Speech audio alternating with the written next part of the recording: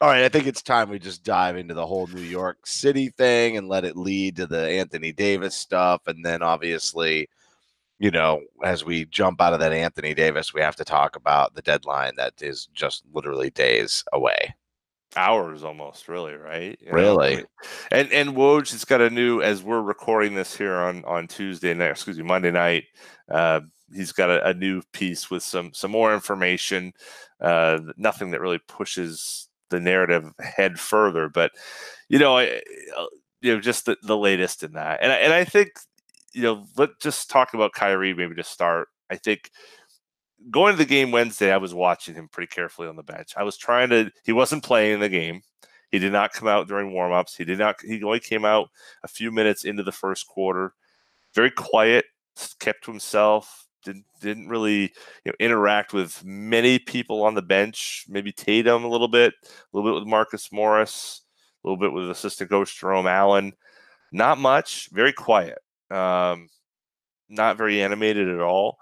Talked with some of the writers that we know, and really talking about how Kyrie really stays to himself. And so I was really trying to watch the body language. I was really just trying to get a feel for him.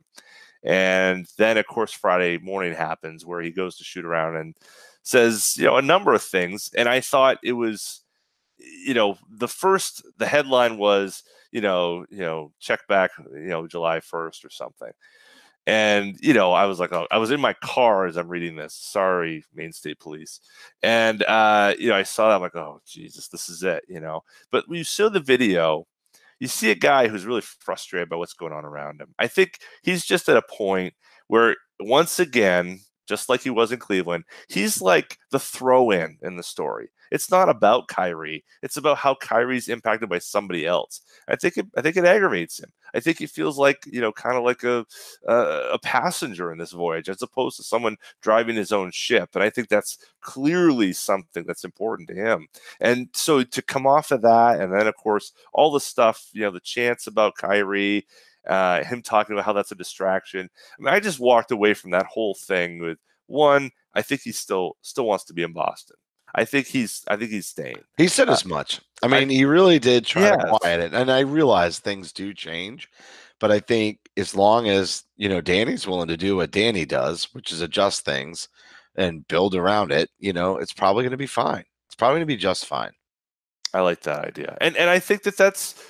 Look, he has a right to be frustrated with this situation. He has a right to not say, I'm going to come back. I'm going to sign a 5-year, $197 million. I mean, that's just, no one does that, and unfortunately, everything else is conspiring to prevent him from really trying to be as upfront and honest, I think, as he wants to be. I think he's honest to a fault a lot of times in his public statements, and I also think he's calculating sometimes, and I don't think he sometimes knows which he's being at any given moment.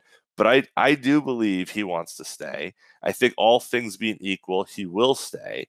But he's not going to box himself into something when so much can happen so quickly in this league, and we see it over and over and over again in an instant. Gordon Hayward's leg goes this way.